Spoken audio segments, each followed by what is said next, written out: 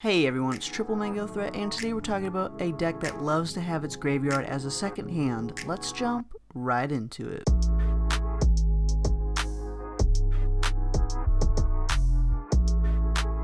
So our commander is Muldrotha the Gravetide for 3 black, green, blue. It's a 6/6 elemental avatar with, during each of your turns you may play up to 1 permanent card of each permanent type from your graveyard. If that card has multiple permanent types, choose one as you play it. So having cards that are permanents in our graveyard is actually really good for us. This can be as if it were an additional hand to us because we're able to pick one of each type every one of our turns. So we're no longer limited to that 7 card max hand size. So having cards that mill us is actually really good in this deck. We have Nyx Weaver and Splinter Fright. So every upkeep we're going to be milling 2 cards, which is going to help us fill our graveyard faster, give us more options to be able to play. And what's really sweet is that if we don't have any lands in our hand, we can always look to our graveyard to see if we have any, because a land is a permanent, so it's going to be very likely we're going to hit our land drop each turn. There's also Perpetual Timepiece and Skull Prophet, so every turn we can tap these and we can mill 2. What's really cool about Skull Prophet is this could be a mana dork, or if we're not needing the mana that turn, we can actually tap it to start milling 2. So when we have our graveyard full of a lot of options,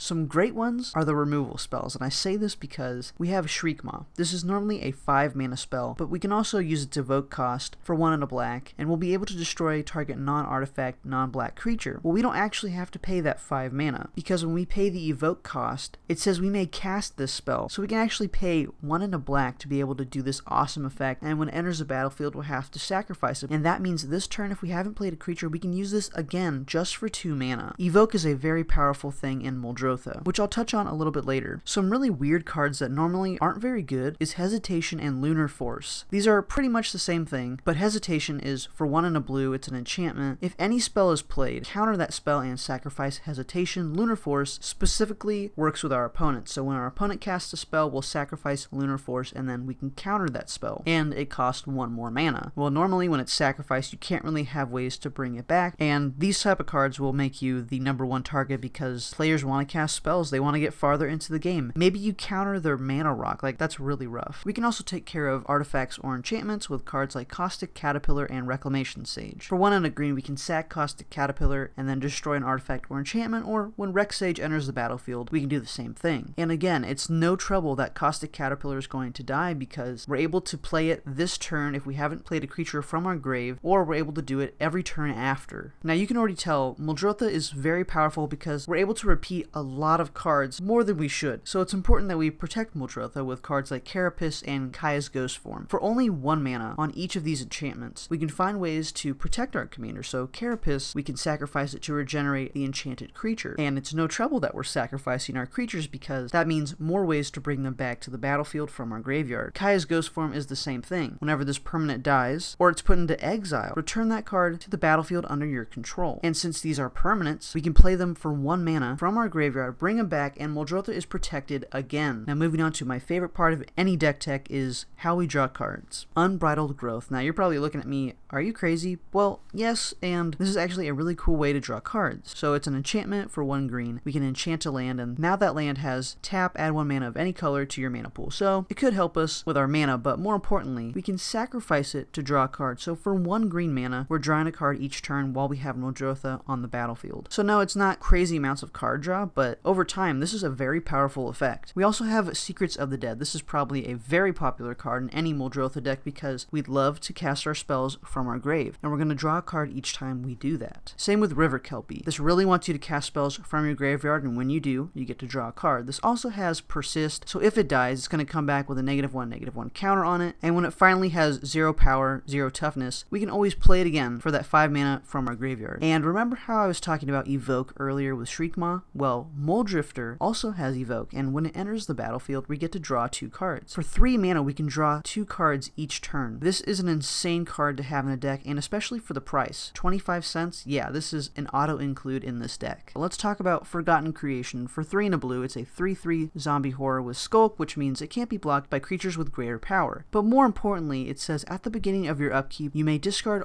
all cards in your hand. If you do, draw that many. This is a crazy one because there is no set setback for this card. Because remember, our graveyard is our second hand. As long as we have Forgotten Creation, we're pretty much doubling our hand each turn. So yeah, this is a great one to have. So last, let's talk about a couple cards I think that are really sweet in the deck. We have Tormod the Desecrator. Whenever one or more cards leave your graveyard, create a tapped 2/2 black zombie creature token. We're going to have a lot of cards leaving our graveyard because Muldrotha is going to want to play every type of permanent that is possible. So we're going to have a lot of 2/2 black zombies, in addition to casting or playing whatever we want from our graveyard. Whenever we play a land from our graveyard, we get a 2/2 zombie in addition. That is insane. And then last, I want to talk about Gravebreaker Lamia. This is a tutor for 5 mana. When it enters the battlefield, we can search our library for a card and put it into our graveyard, then shuffle our library. And it also helps our spells cost 1 less when we cast them from our graveyard, which is exactly what this deck wants to do. Yeah, Gravebreaker Lamia is a great tutor, and it's also a 4/4 with lifelink, so if we need to use it later on, that's also possible as well. Or if we have ways to keep sacrificing it and bringing it back to the battlefield, we're able to get a lot of cards into our graveyard, which again is a great thing for this deck. Thank you all so much for watching. If you'd like to purchase any of these cards, you can use the TCG link down below to help out the channel at no additional cost to you. If you'd like to spice up your cards, you can do so with Altar Sleeves. You can use the code TripleMangoThreat to get 5% off your order. If you'd like to become a patron, you can also start seeing your names at the end of the videos, as well as support the channel. Comment below what you think of this deck tech, and subscribe for more Mango content. I'll see you all in the next one.